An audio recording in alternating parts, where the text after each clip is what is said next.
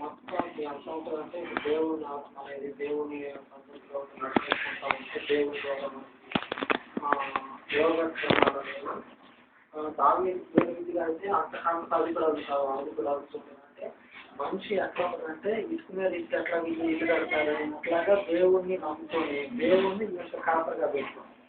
ఈయన మొదట కాపరి గొర్రెలకి. ఈ కాపరి ఏం చేసింది అసలు దేవుణ్ణి కాపరిగా పెట్టుకొని జీవితం ఇక దేవుడు తప్పు చెప్పేసి నడుస్తూ ఉంటారు. నడుస్తూ ఉంటే దేవుడు ఏం చేస్తా ఉన్నాడు అంతకంతకి అధిక మాంసుంటేనే అంటే మొదటి తిరుగుతూ ఉంటుంది 10వ అధ్యాయం 9వ వచనం 11వ అధ్యాయం 9వ వచనంలో అంతకంతకు అధికుడు అవుతుంది. అంటే అంతకంతకు అధికం కావడం అంటే దేవుడు ఏం చేస్తా ఉన్నాడంటే ఆయన కుటుంబాన్ని గడపా ఉన్నాడు. కుటుంబం అనేది దేవుళ్ళలో కట్టబడతా ఉంది. దేవుని ద్వారా మంచి జీవితం అనేది కట్టబడతా ఉంది. ఇట్లా కట్టబడిన జీవితం ఎట్లాగే ఎవరైనా మంచిగా ఎవరన్నా అదే మనిషి కట్టుకుంటా కట్టే ఇల్లుని మనం గోడ బీగా లేదంటే ఎట్లయినా సరే మనిషిని కింద చేసేసి ఊళ్ళో కాల్చారు అని చెప్పిన ఆలోచన ఏ మనిషి అయినా కానీ లేకుంటే దేవుడిని చెప్పుకొని దేవుడైనా సరే చేయొచ్చు. కానీ దేవుడు కట్టిన ఇల్లు ఎట్లా ఉంటుందంటే పడిపోవడానికి అవకాశం ఉండదు, లేకుంటే ఎవరన్నా పుట్టుకోవడానికి కూడా అవకాశం లేకుండా పోవాలి. దేవుడు భద్రత అనేది దేవుడి కాపుదల అనేది ఎట్లా ఉంటుందంటే కాపాడుకుంటూ వెళ్తా ఉంటుంది.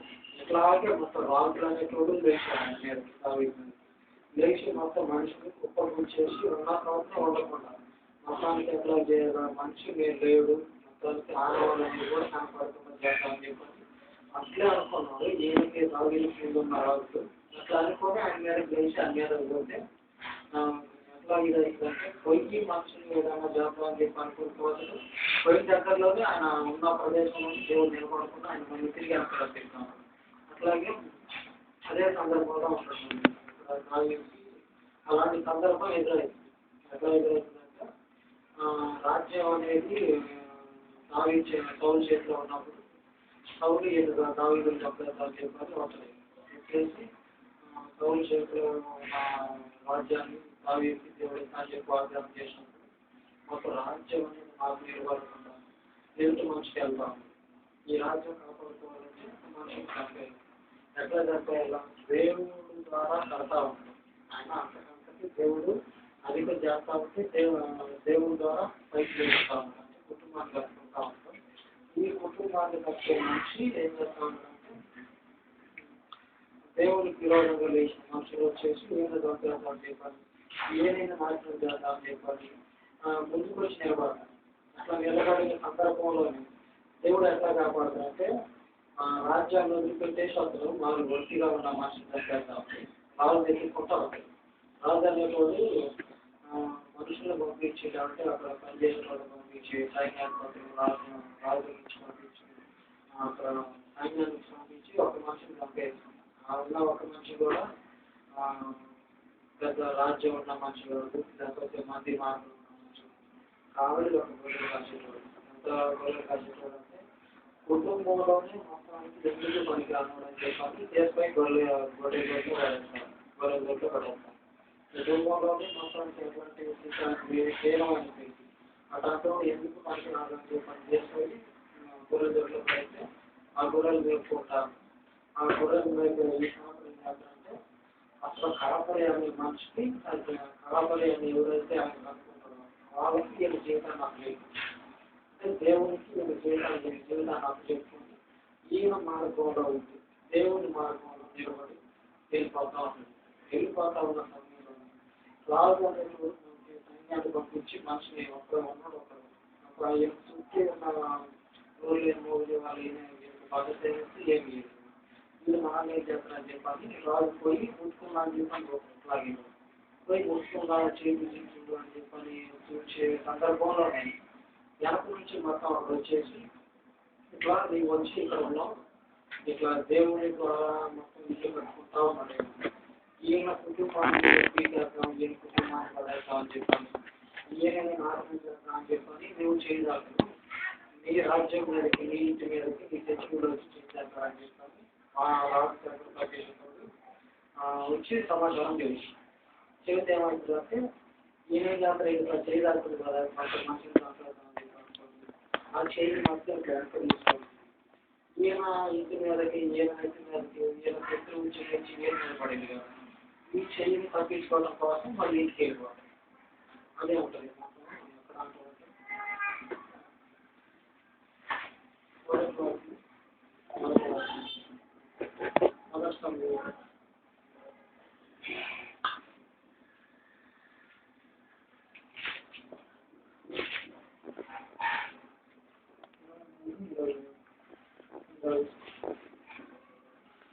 ఇట్లుండగా సౌర్యానికి వచ్చి నీవు త్వరగా ఫిలిష్తీయులు దండెత్తి వచ్చి దేశంలో చొరబడి ఉన్నారని చెప్పగా పౌలు దావీదును తరుముటమాని వెనుకకు తిరిగి ఫిలిష్తీయులని వెలుస్తానబోయాడు. కాబట్టి ఎలహమ్మ లేకోదు అని ఆ స్థలంలో పేరు పెట్టబడింది. అంటే అర్థం ఏంటంటే ఎలహమ్మ లేకోదు అంటే భయ విముక్తి చెల్ల. అంటే అక్కడ ఏం జరుగుతుందంటే ఆ సందర్భంలో అక్కడ ఆయన ఉన్న ప్రదేశంలో దేవుడు ఈయన కుటుంబాన్ని కడతా ఉన్నాడు. ఆ కుటుంబాన్ని కట్టే దేవుడు కట్టే ఇంటిని పక్కన చుట్టుపక్కల ఉండేవాళ్ళు మన ముందు నిలబడి మనకంటే మంచిగా బాగుపడతా ఉన్నాడు. వీడు మన కళకు మిగతానికి వీలేదు. వీడి ఇంటిని ఎట్లయినా సరే కుప్పకూర్చేద్దాం. వీడి ఇంటిని వీడు కట్టుకునే ఇంటితో పాటు కుటుంబాన్ని ఇవి ఏదైతే సమర్థం అని చెప్పి శాశ్వతం నా సొంతం అని చెప్పి అనుకుంటా ఉన్నాడు వాటిని అన్నింటినీ నాశనం చేస్తాం. మా ముందు వచ్చి నిలబడినోడు ఎవరు కూడా ఇప్పుడు మంచిగా క్షేమంగా నిలబడి ఉన్నాడు ఎవరు లేడు. ఈరోజు మా కళకు నువ్వు ఉంటానంటే మేము అట్టుకుంటాం అని చెప్పాను. ఈ లోకంలో మన పక్కన ఉండేటోళ్ళు మనకు ఎదురు ఉండేటోళ్ళు మన కళ్ళ ముందు మంచిగానే ఉంటారు కానీ వెనకపోయి కొండపోతూ ఉంటారు. ఇలాంటి వాళ్ళు ఏం చేస్తా ఉంటారంటే ఎట్లాగే మొత్తం శత్రువులు అంటే చేయి దాటి ఎట్లాగైతే చంపుదాం అని చెప్పి అనుకుంటారు. అట్లాగే అనుకుంటా ఉంటారు. ఈయన ఏం చేసిండు మొట్టమొదటిలోనే దేవుడికి అప్డేట్ చేసిండు. ఇది నా ఇల్లు నా నా మాట నా కుటుంబం ఇది మొత్తాన్ని నువ్వు కట్టు. ఎందుకంటే నా దగ్గర ఉండే మనకి ఉండే వాళ్ళకి నేను వాటికి తినే దగ్గర నుంచి తాగేదాకా అన్ని వాటి యోగక్షేమం నేను చూసుకుంటాను. అట్లాగే నేను కాపరిగా ఉన్నాను కాబట్టి వాటి యోగక్షేమం నేను చూసుకుంటాను. నువ్వు నా కాపరిగా ఉంది. నాకేవైతే యోగక్షేమాల మంచిగా ఏదైతే అనిపిస్తుందో మంచి చెడు ఈ దృష్టి కాబట్టి దేవునికి ఈయన అప్పు చెప్పుకోండి. అంటే కాపరిగా ఉన్న దేవునికి ఈయన అప్పు చెప్పుకోండి. దేవుళ్ళో ఉండి ఈ మొత్తానికి ఇక్కడ అట్లా చెప్తా ఉన్నాడు. ఎవరు మేరపడతారు ఏమేం చేస్తారు దేవుడికి చేయలోకి మేరకు వచ్చిన శత్రువులు అన్నింటి ఎట్లాగ నాశనం చేయాలో చెప్తా ఉన్నాడు. అట్లాగే చెప్తా ఉంటే ఆయన ఉన్న ప్రదేశంలో ఎట్లా అంటే ధైర్యం లేదు. మొత్తం గుండె జారిపోయింది. వచ్చినోడు ఎవరు మామూలు సాధారణమైన మనిషి కాదు. ఎలాంటి రాజ్యానికి అధిపతి రాజ్యం అంతా ఆయన చేతిలో ఉంది. ఒక జాతి ఆ చేతిలో ఉంది. ఆ జాతి కూడా ఏంటి ఇట్లాగ భూమి మీద ఏదో కొంచెం మందే కదా లెక్కకి చాలా 50 నేను లెక్క పెట్టచ్చు. అలాంటి మందే కదా అని చెప్పి అనుకోవడానికి మొత్తం ఇసుకేస్తే రాలంత జనం అంటారు. అట్లాగే భూమి మీద ఇసుకరేణి ఎట్లా ఉంటాయో అంత ఘనంగా ఉన్న జనానికి ఈయన అధిపతి ఈయన రాజు. అలాంటి రాజు ఒక మామూలుగా కుక్క లాంటి వాడిని చంపడానికి వచ్చింది.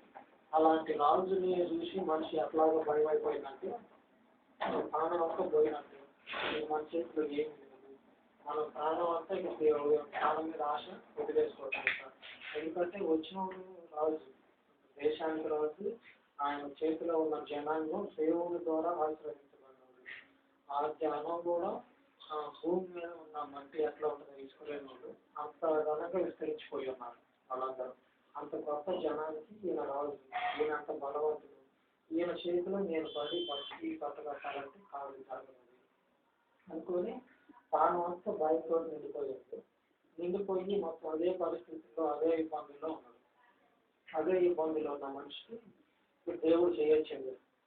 మొత్తం ఇలాంటి గొప్ప రాజు వచ్చి అనుకోవడానికి కూర్చొని ఇప్పుడు దేవుడు చేయొచ్చు.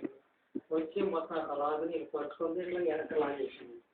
ఈయన మొత్తం ఇక్కడ చూస్తా ఉన్నాడు. ఇట్లా ఎందుకంటే మొదట్లోనే దేవుడు చెప్పేసాడు ఆయన కుటుంబాన్ని ఆయన ఆత్మని ఆయనకున్నటువంటి సమస్తాన్ని కూడా ఆయనకు అప్పు చెప్పేసి కాళ్ళు ఏం చేస్తా ఉన్నాడు, దేవుని కుటుంబం ఎట్లా కనపడతా ఉన్నది, ఈయన ఆత్మ ఎట్లా కనపడతా ఉన్నది అవి చూస్తూ ఉన్నాడు. ఎట్లా చూస్తున్నా కానీ ప్రాణం బాగుంటుంది అనుకునే సందర్భంలో మొత్తం మనిషి రాజు అనేటువంటి ఈయన ముందు నిలబడలేకుండా వెనక్కి ఆయన మీదకి వచ్చిన ఆ జనం మొత్తం వేరే దేశం నుంచి వచ్చిన రాజు నుంచి ఈయన కుటుంబాన్ని కాపాడుకోవడం కోసం వెనక్కి తిరిగి వెళ్ళిపోయింది. ఇంకా మనం వెనక్కి తిరిగి వెళ్ళిపోయింది చూసేసి దేవుడు ప్రార్థన చేస్తూ ఆయన నిలబడి ఉన్న స్థలంలో ప్రాణం ఉండదో అనుకునే సందర్భంలోనే ఉన్న భయం అంతా దేవుడు తీసేసింది. ఆ స్థలానికి పేరు వచ్చింది.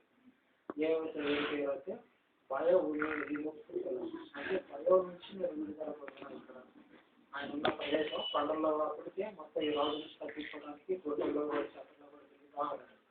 ఆ గుట్టలకు ఏ పేరు వచ్చింది, నేను ఈ గుట్ట మీద ఉన్నప్పుడు ఇక్కడ ఏం జరిగింది, భయంతో ప్రాణం పాటుగా ఉంటుందని చెప్పి అనుకున్న సందర్భంలో నుంచి దేవుడు నాకు భయం నుంచి విడుదల ఇచ్చాడు. కాబట్టి భయం విముక్తి అని చెప్పి పేరు పెడతా ఉంటున్నాను. ఇట్లా జీవితాన్ని మొత్తం ఏదైతే దేవుడు అప్పచెప్తుంది, దేవుడికి అప్పచెప్తుంది, అదే సందర్భంలో మొత్తం ఈయన ఉన్న సమస్తంలో తీసి దేవుడి నుంచి చెప్పేసి నీవు కాపరిగా ఉంది నా కుటుంబాన్ని నా కుటుంబం అనేది నేను తీర్మానించి నిలబెట్టు, ఇంత గొప్ప జనంలో నుంచి తీసి అన్నో ఒక రాజుని అభిషేకించి ఈ లోకంలో ఎంతమంది కన్నులైన వాళ్ళు అనుకులైన వాళ్ళు వాళ్ళందరినీ కూడా కాదని చెప్పాను. అసలు నా ఇంట్లోనే నాకు అనుకూలంలో కంటే అధమ స్థానం, అలాంటి అధమ స్థానంలో నుంచి తీసి నీవు మొత్తం ఒక మనిషి కాదు దేవుళ్ళ సైతంలో లెక్కించలేనటువంటి గొప్ప జాతి రాజుగారి ఉపయోగించి ఇంత గొప్ప జనానికి రాజుగారి ఉపయోగించినటువంటి నీవు నా జీవితాన్ని నా రాజ్యాన్ని నువ్వు కాపాడుగా ఉంటాను. నీవు కాపాడుకుంటున్నటువంటి నాకు ఏదైనా ఇప్పుడు కాలం చేయవలసింది కాబట్టి నేను అన్ని పనిచేస్తున్నాను. నా అంటే నేను ఈ సందర్భంలో ఎట్లా ఉంటుందంటే అంతా మొత్తం చేసుకోవడానికి చేసిన బలం ఉంటుంది, కాలంలో బలం ఉంటుంది. ఇప్పుడు మొత్తం ఆధారపడటానికి ఒకటి కావాలి. అదే ఆధారం నీవై ఉంది. నీవు చివరి దాకా నాకు మొత్తం సహాయం చేస్తావు. నా ప్రాణానికి నా కుటుంబాన్ని నీ చేతిలో అప్పచెప్పినా కాబట్టి నీవే కాపాడాలి. నా కుటుంబం అనేది నీకు అప్పచెప్పినా కాబట్టి నీవు కాపాడుకుంటా ఉంటే చివరి దాకా అన్నింటినీ నీవే చూసుకుంటా ఉన్నాను. దేవుడికి అప్పచెప్పి ఇచ్చేస్తాను. అట్లా ఉన్నదానికి మొత్తం ఆయన స్థితి అంతకంతకి అవుతా ఉంటుంది. ఆయన దేవుడి మార్గంలో వచ్చి అంతకంతకి అంతకాదు కాదు. ఏ కొంచెం కూడా వెనకపోయినట్టు కానీ దిగగాడిపోయినట్టు కానీ మనిషి దిగగాడిపోయి అంతకంతకే పాతాళానికి పోయి ప్రాణాన్ని మొత్తం శత్రువులు చేసి తప్పు చెప్పుకున్నాడు. శత్రువులనే దేవుడు ఏం చేసి తప్పు చేస్తాడు.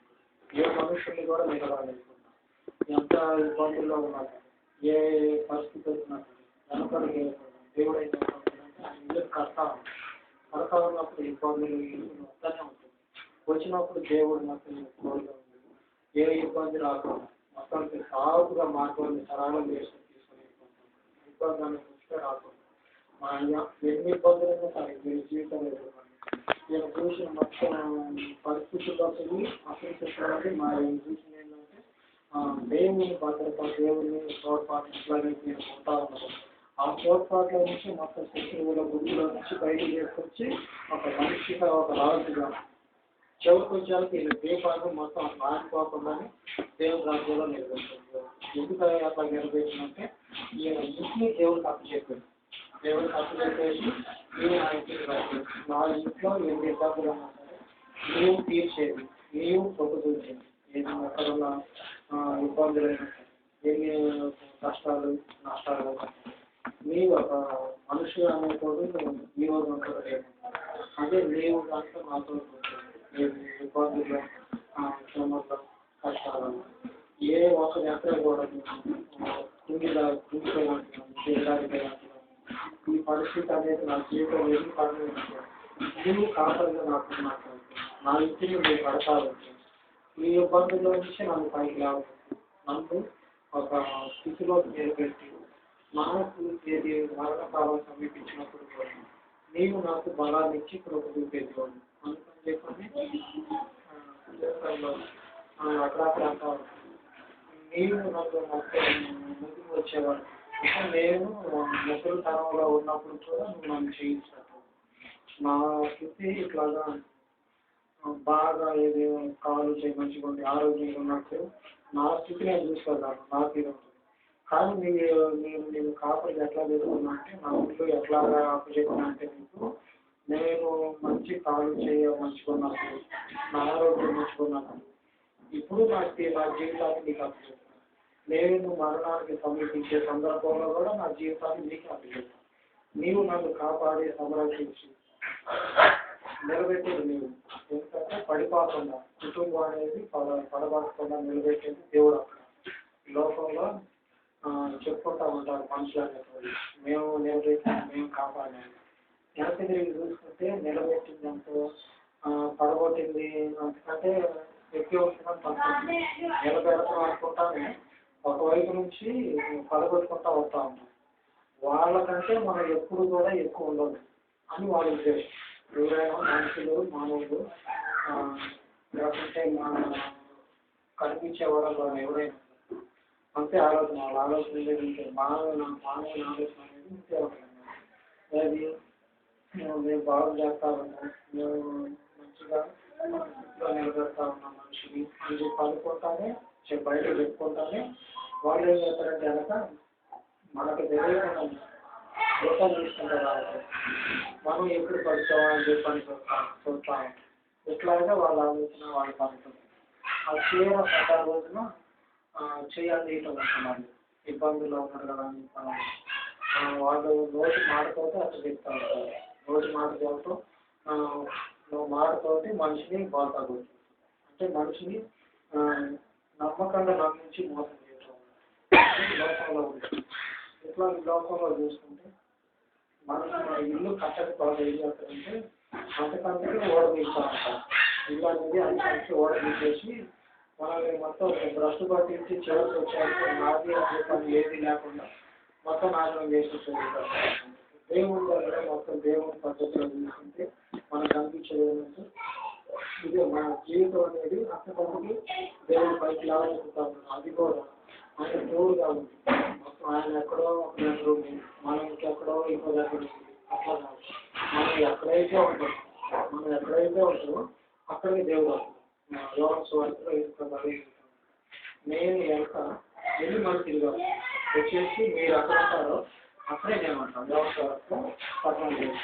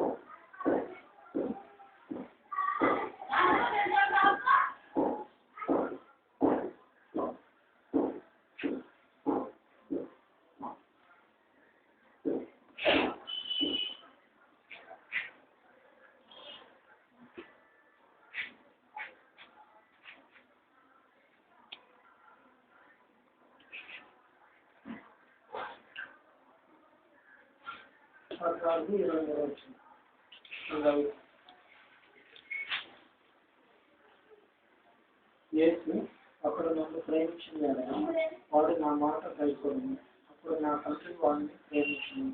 మేము వాడి యొక్కకు వచ్చి వాడి యొక్క నివాసం చేస్తున్నాం. దేవుడు చెప్పాడు ఇదే, వాడి ఎప్పుడో ఎక్కడో ఒక దగ్గర ఉండాలని చెప్పాను. దేవుడు ఇంట్లోనే ఉండేసి నా ఇల్లు కాదు నేను బాగున్నాను చెప్పాను. దేవుడికైతే కనపరుచుకొని నేను ఎన్నుకున్నాను చెప్పాను. లేకుంటే ఒక మనుషులు దేవుడికి అప్పచెప్పేసి నా ఇంటికి నడుపుతా అని చెప్పాను. ఇప్పుడైతే చెబుతున్నాను. ఆ చెప్పిన సందర్భంలోనే దేవుడు ఏం చేస్తానంటే వాళ్ళని దేవుడు మన సొంత జనాన్ని ఏర్పాటు చేసుకుని ఆయనకి సంబంధించిన సమస్యలు కూడా దేవుడు చూసుకుంటాను. అది కూడా ఎట్లాగా ఆయన దగ్గరికి వెళ్ళి వాళ్ళ కుటుంబానికి వెళ్ళి, అంటే వాళ్ళ కుటుంబం అంటే ఆయన ఎక్కడైతే నివాసం ఉంటారు ఆ నివాసం ఉండే దగ్గరికి దేవుడు యేసు ప్రభుతో పాటు తండ్రి కూడా వీళ్ళు పోయి ఆయనతో నివాసం ఉంటా ఉంటారు. ఆయనతో నివాసం ఉన్నప్పుడు ఎట్లుంటుందంటే ఇంట్లో ఏది పొదువుగా ఉన్నదో ఆ పొదువు అనేది లేకుండా ఈ దేవుడు ఏం చేస్తూ ఉంటుందంటే అవసరానికి తగ్గట్టు అవసరం తీరుస్తూ ఉంటారు. ఎన్ని ఇబ్బందులైనా సరే కాదు. ఇప్పుడు మొత్తం లోకంలో ఉన్న మనుషులు కనుక ఎట్లాగైతే మనం అప్పచెప్పుకొని అది చేస్తాడు ఇది చేస్తాడు అని చెప్పని చూస్తూ ఉంటాం. అట్లా చూసే ఉండే అంత పరిస్థితిలో దేవుడు రాదు. మనకు అవసరం ఉన్న సమయానికి తగ్గట్టుగానే దేవుడు చేతిని దాటి సాయం చేస్తాం. ఈ లోకంలో ఉన్న ఎంతమంది ఏది చేసుకున్నా అవసరానికి వచ్చారంటే మనకు లోకాలు సాయం చేయదు. అలాంటి స్నేహాలు కానీ లేకుంటే మాటలు కానీ ఇవన్నీ అనవసరం. లోకంలో మనకి సహాయం అవసరానికి పనికిరాని ఎన్ని మాటలు చెప్పినా ఎందుకు కలుగుతాం. దేవుడికి మనం మన గురించి అప్పు చెప్పినప్పుడు మనకి ఎట్లా ఉంటుందంటే దేవుని సహాయం ఆయన గురించి మనతో ఉంటుంది. మనం ఆయన దగ్గర కాకుండా మన అవసరం ఉంది మనం బావాలి మామూలుగా అవసరం ఎవరికైతే వాళ్ళ అవసరానికి వాళ్ళు పడతారు. కానీ దేవుడు పడుతుంది కాదు. మనం ఎప్పుడైతే దేవుడికి అప్పచెప్తాం మనకి మన దేవుడికి అప్పచెప్పినప్పుడు ఎట్లా ఉంటుందంటే దేవుడు వచ్చేసి మన ఇంట్లో ఉంటాం. మన ఇంట్లో మనకి ఏది అవసరం అవసరాన్ని తీరుస్తాం. అవసరాన్ని తీర్చే సందర్భంలో ఉంటాం. ఆయన అంతా ఆయన కనపరుస్తుంది. నేను దేవుని అని చెప్పండి కనపరుస్తుంది. ఆ పరిరక్షణలో ఉంటుంది. వచ్చింది నా ఆత్మలను అంగీకరించి వాటిని గైకొనేవాడు నన్ను ప్రేమించేవాడు. నన్ను ప్రేమించేవాడు నా తండ్రి వలన ప్రేమించబడి నేను వాడిని ప్రేమించి వారికి నన్ను కనపరుచుకుంటున్నాను చెప్పింది. దేవుని ఆజ్ఞలు దేవుడు మనకి ఏ ఆజ్ఞలు శాసనాలు ఇచ్చిందో ఆత్మలో ఆ శాసనాలను గైకొన్న దేవుని మార్గంలో ఉన్నప్పుడు దేవుని ద్వారా సమృద్ధి అంటే మనకు కనపడుతుంది. మొత్తం ఏదన్నా ఇల్లు కట్టుకొని ఇంట్లో నివాసం ఉన్నప్పుడు ఇంట్లో పోయి చూస్తే అన్నీ కనపడుతుంది. ఇది లేదు అని మార్చడానికి ఇల్లు అనేది కట్టుకొని నివాసం ఉంటా ఉన్నప్పుడు ఎక్కడికి పోయి చూసినా ఏ కొడుకు లేకుండా ఉంటుంది. అట్లాగే దేవుడితో మనం ఇల్లు కట్టుకుంటాం. దేవుడికి మనం అప్పచెప్పుకొని ఉన్నప్పుడు దేవుడు మార్గం అనేది స్పష్టంగా కనపడతా ఉంటుంది. ఎట్లా అంటే మనకి ఇది లేదు మొత్తం ఎట్లాగా ఇంట్లో ఇబ్బంది ఉన్నది అవసరానికి అనేక అవసరాలు అంటే తినడానికి కట్టుకోవడానికి అనేక అవసరాలు కూడా మనకి చేరుతుంది అని ఆలోచన రాదు. దేవుడు మొత్తం ఎట్లా చేస్తుందంటే సమయానికి తగ్గట్టుగా రాజు వచ్చింది సంపేద్దామని రాజు మనుషుల్ని వచ్చేసి మొత్తం దొరికిందని చెప్పి అనుకునే సందర్భంలో అప్పటికే రాజు నేర్చుకోవాలి. అట్లాగే ఉంటుంది దేవుడి సహాయం అనేది. ఇప్పుడు సందర్భంలో ఈయనకి సహాయం కావాలి. దేవుడు తప్పు చెప్పింది వీటిని అప్పు చెప్పేసి దేవుడి కోసం ఎదురు చూస్తూ ఉంది. మనిషి వచ్చేసి గుర్తు పట్టుకొని సంపేద్దాం అనుకునే సందర్భం అదే సందర్భంలో ఎక్కడంటే సహాయం అనేది ఎక్కడి నుంచి రావట్లేదు. వచ్చే దేవుని దగ్గర నుంచి సహాయం రావాలి. అట్లాగే సహాయం కోసం ఎదురు చూస్తూ ఉండడం దేవుని దగ్గర నుంచి సహాయం వచ్చింది. మొత్తం వాడు వచ్చేసి ఇట్లా జరుగుతూ ఉంటుంది. ఇంటి మీదకి ఇట్లా వచ్చారు ఈ శత్రువులు వచ్చారని చెప్పని అంతానే ఉండడం. ఇంతలోనే మొత్తం ఈయన వచ్చేసిన శత్రువులు కాస్త సంపేద్దాం అనుకున్న మనిషి కాస్త యాత్రికులకి వెళ్ళిపోతుంది. ఈయన ఎట్లా ఉంటుందంటే మొత్తం దేవుని వైపు దేవుని సాధన నేనున్న క్రమంలో నుంచి నాకు బయటికి వచ్చింది. ఇప్పుడు మొత్తం ఇల్లు అనేది కట్టేది లేవు, నిలబెట్టేది లేవు.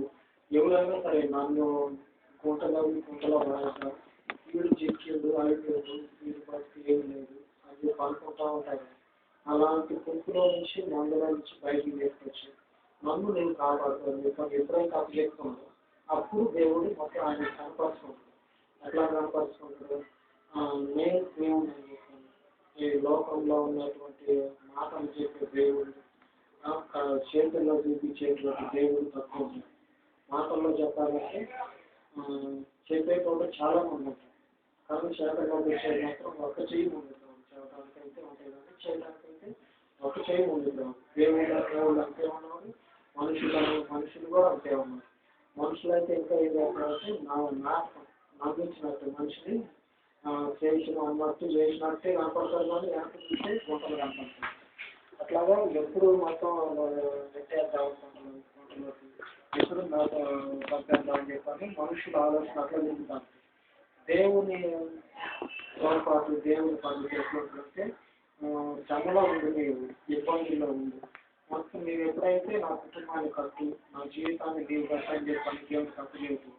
మన కుటుంబం అనేది దేవుని ద్వారా కట్టబడతా ఉన్నప్పుడు ఇవన్నీ కనపడతా ఉంటాయి. దేవుని దగ్గర నుంచి సహాయం అనేది రావటం మనం ఇబ్బందుల్లోనే ఉంటాం, కానీ అంతకంతకే దేవుడు మాత్రం దావీదుగా ఎట్లా అధికమవుతా ఉన్నాడు. ఆయన ఉన్న పరిస్థితుల్లో ఇబ్బందుల్లో చూసుకుంటే అంతకంతకు మెట్టు మెట్టు పైకి ఇస్తాను. మెట్టు మెట్టు కింద దిగి లేకుంటే మెట్టుకు కింద ఇంటికి పెట్టి ఇంటికి కింద ఇంటికి పెట్టి ఇంటికి కూడబడినట్టు అంతకంతకే దిగదారినట్టు కాకుండా అంతకంతకు అధికమవుతా ఉంటాం. ఎందుకు అధికమవుతా ఉంటారంటే దేవుని ఆజ్ఞలు, దేవుని కష్టలు, దేవుని శాసనాలు, దేవుని క్రమాన్ని క్రమంగా పట్టించుకుంటే అయిపోతుంది. పాపం చేసినప్పుడు లేకపోతే దేవుని విరోధంగా దేవుని ఆజ్ఞలు మర్చిపోయినోడు కానీ కాదు. దాని పద్ధతి ఆయన జీవితం ఎట్లా ఉంటుందంటే చివరికి వచ్చాక గొర్రెలు రాసుకునే పరిస్థితి ఎట్లా ఉంటుంది. చివరికి వచ్చాక చుట్టూ ఏది చూసిన గొర్రెలు అయ్యే కనపడతాను. ఈయన గొర్రెలు కాసే కావాలి, గొర్రెలు కాస్తే చివరికి వచ్చాక ఎట్లా ఉంటుందంటే ఈయన చుట్టూ మంది ఉంటాను. చివరి ఒక ఈయన కుటుంబాన్ని మొట్టమొదటిలోనే దేవుడు ఖర్చు చెప్పింది. మా ఇంటిని నువ్వు పెట్టండి, మా ఇంటిని నీవు ఖర్చు అనిపించాలి దేవుడికి ఎప్పుడైతే అప్పు చెప్పింది. ఆ సందర్భాల నుంచి దేవుడు ఆ ఇంటిని కట్టుకుంటా ఎట్లయిపోయిందంటే గొర్రెలు కాసేటోడికి మాసం మీద ఉన్నప్పుడు అంటే చనిపోయి స్థితిలో ఉన్నప్పుడు గొర్రెలు ఉండాలి పక్కన, లేకపోతే పశువులు పాక గొర్రెల పాక అయ్యి ఉండాలి. గొర్రెలు లేకుండా ఈ చుట్టూ ఏముంటాం, మనుషులు ఉంటారు, పనులు ఉంటారు, వీళ్ళందరూ ఇది అవుతా ఉంటారు. రాజుల మధ్యలో ఉంటుంది.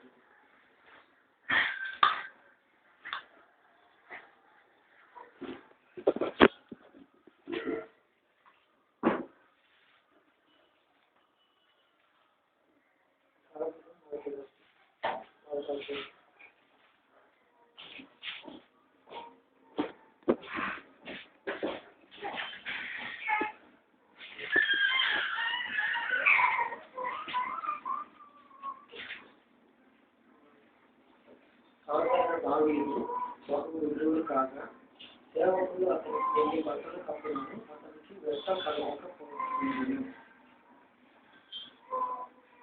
గొర్రెలు కాస్తున్న మనిషికి మొక్కలు వచ్చినప్పుడు మరణానికి దగ్గరగా ఉన్నప్పుడు ఆయన వృత్తి ఆయన భక్త అంతా గొర్రెలతోటే ఉంది. అటువంటి మనిషి పరిస్థితి చివరికి వచ్చాక ఎట్లా ఉందంటే చుట్టూ గొర్రెలే ఉండాలి. కానీ ఈయన జీవితం ఎట్లా ఉందంటే తిరిగిపోయింది. మనసు గొర్రెలో ఉండాల్సిన మనిషి దగ్గర సేవకులను ఉండాలి. అంటే ఆయన మొత్తం వృద్ధాంతంలోకి వచ్చి మంచాన్ని పడుతుంది. మంచాన్ని పడ్డప్పుడు ఈయనే ఒక సేవకుడు అయిపోయారు. ఈయన దగ్గర ఇంకా సేవకులు ఉన్నారని చెప్పాను. అంటే జీవితం అనేది ఎట్లయిందంటే కష్టం అనేది మనిషి కంటే దేవుని దగ్గర తేడా. మనిషి తప్పు చేసినట్టు పోగొడతారు ఏదో ఒకటి. అదే ఈయనేం చేసినట్టు కాపర్ అనేటోడు అసలు కాపాడికి ఈయన జీవితాన్ని అప్పు చేస్తుంది. నువ్వు నా కుటుంబాన్ని కాపాడుగా ఉండి కాపాడి నన్ను కష్టం చెప్పని ఈయన దేవుని తప్పు చెప్పేసి కూర్చున్నాడు. ఆ కూర్చున్న దానికి దేవుడు ఈయన కట్టేసి గొర్రెలు ఉండాల్సిన పరిస్థితి సందర్భంలో సేవకులు పెట్టింది. పనులు చుట్టూ పనులు లేదు చూసి. అంటే జీవితం ఆయన కుటుంబం ఈయన పరిస్థితి అంతా ఎట్లయిందంటే తిరిగిపోయింది. దేవుడు తిప్పేసాడు. దేవుడు ఏం చేసిందంటే ఎట్లాంటి బతుకున్నాల్సిన మనిషిని కాక ఎక్కడికో చేసేది కూర్చోబెట్టాడు. ఆ కూర్చోబెట్టడం అనేది మన కుటుంబాన్ని అనేది దేవుడికి ఎప్పుడైతే అప్పచెబుతుంది, మన కుటుంబం అనేది దేవుడి చేతులు ఎప్పుడైతే పడుతుంది, ఆ పెట్టిన మరుక్షణం నుంచి దేవుని యొక్క సహాయం అనేది అంతకంతకి కలుగుతూ ఉంటుంది. ఆ కలగటం అనేది ప్రాణాపాయంలో నుంచి మనిషిని బయటికి తీసుకుని వస్తుంది. రాజు వచ్చి రాజు రాని చక్రవర్తి రాని దేశాలన్నీ ఏకమై వచ్చినా ఆ మనుషులు ఏమి చేయలేదు. ఎందుకంటే ఈ మనుషులు కాక దేవుడి చేతిలో పడుతుంది. దేవుడు కడతా ఉన్నాడు ఈ మనిషి. దేవుడు కట్టేటప్పుడు ఇవన్నీ వచ్చేసి అర్థం ఏదన్నా వేసినాము, అర్థం నిలబడ్డ, అర్థం నిలబడేట వల్ల పక్క తీసేస్తాడు. అర్థం ఏదన్నా వేసేటోళ్ళు ఒక పొలం పక్క తీసేస్తాడు. ఈయన మార్గం చాలా మీద పైకి వెళ్ళిపోతాం. ఎక్కడ కూడా కిందకు కాదు, పక్కకు కాదు, ఒకే మార్గం అన్నట్టు పైకి వెళ్ళిపోతా ఉంటుంది. అట్లాగే దేవునిలో కుటుంబాన్ని అనేది కట్టుకుంటూ వచ్చింది. కట్టుకుంటూ వచ్చాక చివరికి వచ్చాక ఎప్పుడు చూసినా సేవకుడు కొనుక్కునే మంచం మీద చూస్తే బట్టలు కప్పడానికి తీసేయడానికి అట్లా పనులు అయిపోయి చుట్టూ పనులు ఉన్నాయి. అట్లాగే దీనితో పాటు ఆయనకి మొత్తం ఎక్కడ చూసుకున్నాను ఆస్తి పాస్తులు ఆయుష్యాలు ఎప్పుడు చూసినా మొత్తం సర్వసమృద్ధి అనేది కలుగుతాను. అట్లాగే అపోస్తల కాలంలో పౌలు కూడా ఇంతే చేస్తారు. ఇంతే జరుగుతుంది. పౌలు కూడా ఏం చేస్తారంటే దేవుడు పిలిచిన వాళ్ళకి ఏం చేస్తారు, దేవుడు పిలిచినందుకు వాళ్ళు పిలిచింది కదా అని చెప్పి దేవుడిలోకి వచ్చేసి దావీదుకి ఎన్ని ఇబ్బందులు ఎన్ని శ్రమలు అయితే వచ్చింది, పౌలు కూడా అంతే. అన్ని ఇబ్బందులు వస్తాయి. ఇన్ని ఇబ్బందుల్లో నుంచి మనిషి చివరికి వచ్చారని ఏమవుతుందంటే దావీదుకి ఎట్లాగైతే మంచి క్షేమం అనేది ప్రతిదీసిన ఎట్లాగైతే మార్చేసిన దేవుడు, ఈ పౌలు కూడా అట్లాగే మార్చేసి చివరికి వచ్చాక ఎట్లా ఉంటుంది, గొర్రెల దగ్గర ఉండి గొర్రెలకి బట్టలు ఉంది, గొర్రెల యోగక్షేమం చేసే మనిషికి దేవుడే కోటలను పెట్టి ఈ గొర్రెల రాసే మనిషి యోగక్షేమం చేసేటట్లుగా దేవుడు మాత్రం మార్చుకోవాలి. అట్లాగే పౌలు కూడా అంతే. పౌలు ఏమవుతుందో అపోస్తల కార్యం శివాలు చేస్తారు.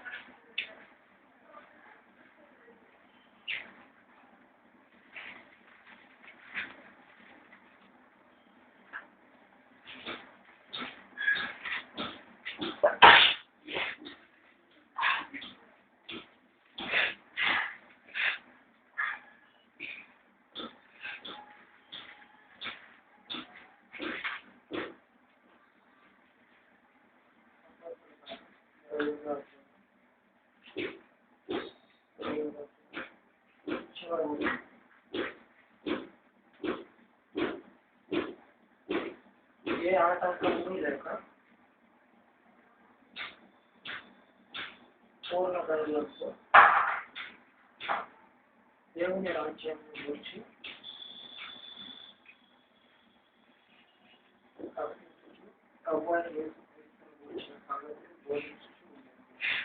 ఏ ఆటంకం లేకుండా, అంటే ఇబ్బందులు ముందొచ్చి నిలబడుతున్నాను లేకుంటే అడ్డులో ఏమి లేకుండా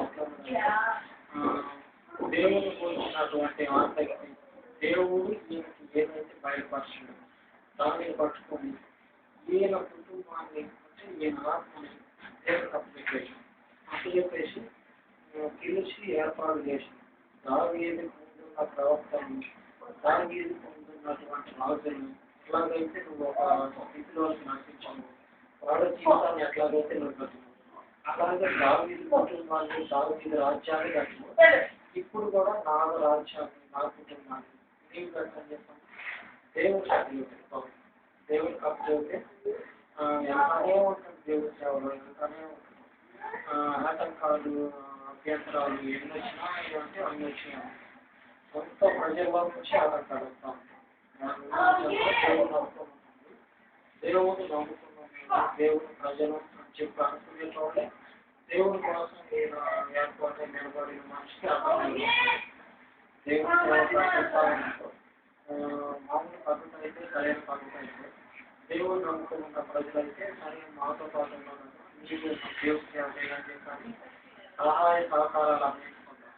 ఫస్ట్ మొదట్లో అంటూ చెప్పినట్టు మనతోటే ఉంటారు, మనతోటే తిరుగుతూ ఉంటారు, బాగు చేస్తామని చెప్పి అనుకుంటాను. మనం తెలియకుండా కొంత అవుతాం.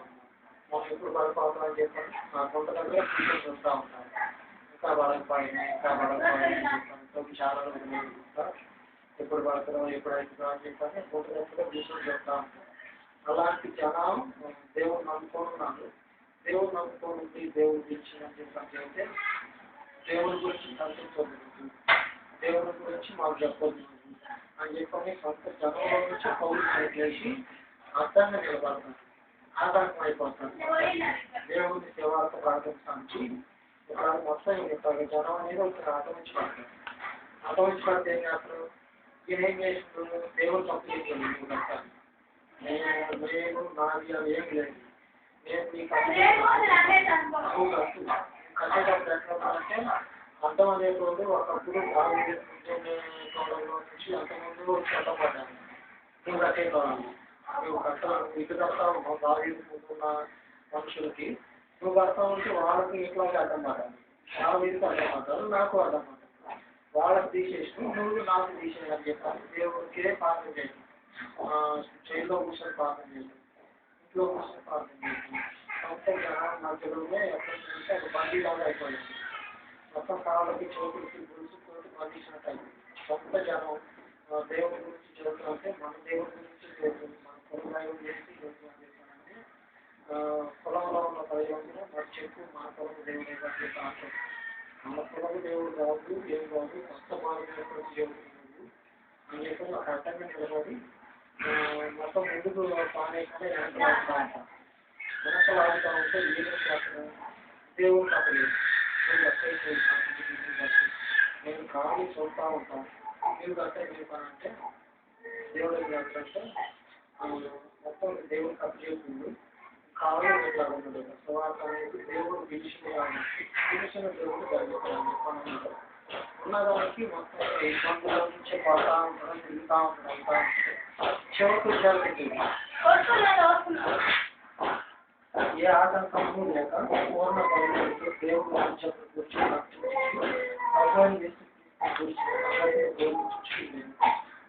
ఎట్లా ఉందంటే చివరికి వచ్చినాయి దేవుడిని పిలిపొచ్చింది దేవుడు సేవ చేస్తా ఉన్నాడు ఆర్థిక ఆటంకాలు కనపడతాయి చివరికి వచ్చాక ఒక స్థితి అనేది కనపడుతుంది దాని కూడా చివరికి వచ్చాక ఒక స్థితి ఒక పద్ధతి కనపడుతుంది ఒకప్పుడు కష్టపడుకొని గొర్రెల వెనకబడి తిరుగుతూ ఉండేది చివరికి వచ్చాకే ఈయన దగ్గర కొంతమంది జనం ఉంది సేవకులు పనులు ఏ దశ ఉండి ఈయన యోగ క్షేమాలు చూసుకుంటా ఉంటారు ఒక స్థితి అనేది ఎట్లా ఉందంటే దేవుడు పక్క చేసినప్పుడు ఇల్లు కట్టుకోవడం అనేది దేవుడు ఇల్లు కట్టడం అనేది ప్రేమంగా ఉంటుంది అంటే సుఖంగా ఇబ్బంది అనేది రాకుండా ప్రాణం ఆశీర్లో ఉన్నది ముసలిగా అయిపోయింది చివరి స్థితిలో మనకు ఎవరు ఉన్నారు అని చెప్పనే సందర్భంలోనే ఎట్లా ఉందంటే ప్రేమంగా ఉండదని చెప్పి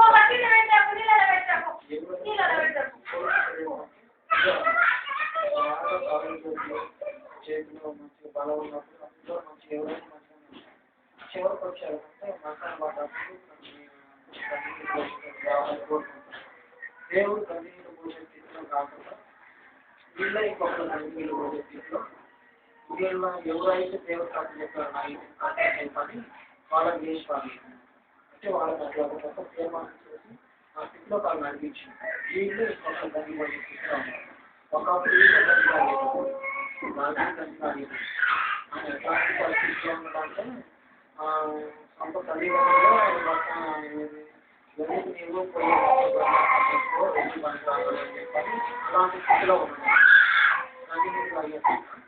అలాంటి స్థితిలో ఉన్న మనిషిని దేవుడు చివరికి వచ్చాక మీరే కొత్త తల్లిదండ్రులు పోయి అని చెప్పని అలాంటి స్థితిలో నిలబెట్టి చుట్టూ ప్రజల్లో పోయి మనుషులు సేవకు ఉంటారు ఈ పౌరులకు కూడా అంతే చుట్టూ మనుషులు ఉంటారు పైన ఉంటుంది చుట్టూ దగ్గరకు వచ్చి పోతా ఉంటారు పై వచ్చిన వాళ్ళు పౌరులు 2 సంవత్సరాలు పూర్తిగా తన అర్థం కాపాడబడి తన యొక్కకు వచ్చి వారిని అందరినీ సన్మానించి ఏ ఆటంకం లేక పూర్ణ ధైర్యంతో దేవుని రాజ్యంలో గురించి ప్రకటించి అనుభవం ఈయన పరిస్థితి ఈయన జీవితానికి శాంతేకం మొత్తం ప్రార్థన గురించి ప్రార్థించుకోవాలి స్వార్థ గురించి సంబంధించిన సమస్త విషయాన్ని బయటపెట్టుకోవాలి అంతే అన్నది బాగుంది చివరికి వచ్చాక ఎట్లయిందంటే మొత్తం జనాలు వస్తూ ఉన్నాము వచ్చే జనాలకు మొత్తం సన్మానితో తిన్నారా లేదా తాగారని చెప్పని వచ్చిన మనిషికి చేసి పెడతాను అట్లా చేసి పెడతాము అక్కడ దారి దగ్గర ఉన్నాను ఇక్కడ ఏం దగ్గర ఉన్నాను మనకి చివరికి వచ్చేప్పుడు దారి క్షేమం అనేది ఎట్లా ఉన్నదంటే ఈయనే ఇంకొకరికి క్షేమం చేసే స్థితిలో ఉన్నాడు దేవుడు ఈయన అట్లా నిలబెట్టింది ఈ పౌరులు కూడా వచ్చే ఉంటుంది ఇంకొకరికి మార్గం చూపించే స్థితిలో ఉంటే అవకు అర్థం అనేది లేదు ఏ ఆటంకం అని చెప్పి అక్కడ కష్టం కాదు అంటే ఇక్కడ ప్రాంతం ఆటంకం అనేది ఫస్ట్లో తగ్గుద్ది మధ్యలో తగ్గుద్ది చివరికి వచ్చాక ఆటంకం అనేది కనపడడం వల్ల వీళ్ళ కుటుంబం వీళ్ళ జీవితం ఎట్లా ఉంటుందంటే దేవుడికి కథ చెప్పినాక క్షేమం అనేది కళ కనపడుతుంది అని చెప్తా ఉంటాం దేవుడి పది కట్టలేదు దాదాపు ఉంటుంది చివరికి వచ్చాక ఎప్పుడు చూసినా ఎక్కడ చూసినా క్షేమం అనేది కనపడతాం అది దేవుడిలో మనకి మన కుటుంబాన్ని దేవుడు కథ చెప్పేసి నీవు నా కుటుంబాన్ని నేను పూర్తించాలని చెప్పని ఎప్పుడైతే మనం దేవుడు కథ చేసుకుంటున్నామో అప్పుడు మన కుటుంబం అనేది దేవుడిలో కట్టబడతా ఉంటాం దేవుడిలో కష్టపడతా ఉన్నప్పుడు మనకి కనపడతా ఉంటుంది కాబట్టి దేవుడి ద్వారా విషయం దేవుడుగా లేకపోతే దేవుడు ఎట్లాగా చేయగా బయటికి తీసుకొస్తా ఉన్నాడు అర్థంలో నుంచి అవన్నీ కనపడతాం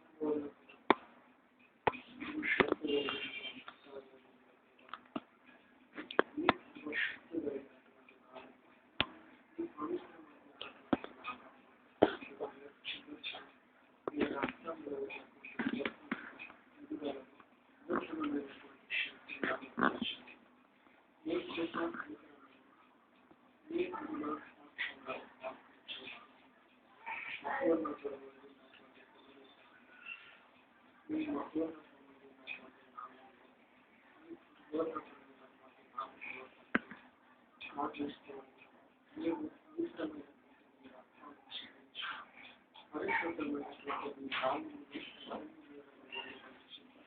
ఈ ప్రపంచం అనేకులను ఆశ్చర్యకుగా ఈ పవిత్రమైన రక్తంలో హక్కులను అనుభవించి కాలంలో జీవం ధైర్యాన్ని ఈ కృపలో